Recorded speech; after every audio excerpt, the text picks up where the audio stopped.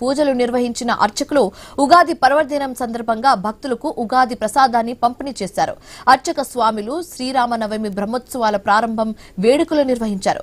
అనంతరం సాయంత్రం ఆలయంలోని నిత్య కళ్యాణ మండపం వద్ద పంచాంగం శ్రవణం పారాయణం చేశారు.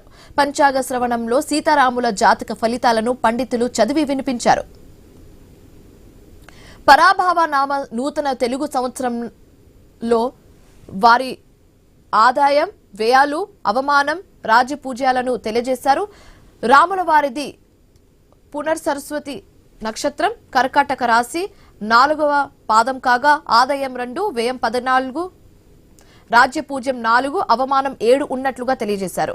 సీతమ్మ తల్లిది కన్యరాశి, ఉత్తర నక్షత్రం కాగా ఆదాయం 8, వ్యయం 11, రాజపూజ్యం 3, అవమానం 3 ఉన్నట్లుగా తెలియజేశారు. స్వామివారి జాతక ఫలితాలతో పాటు మిగతా 12 రాసుల వారి జాతక ఫలితాలను కూడా పంచాంగ శ్రవణంలో ఆలయ అర్చకులు తెలియజేయడం జరిగింది.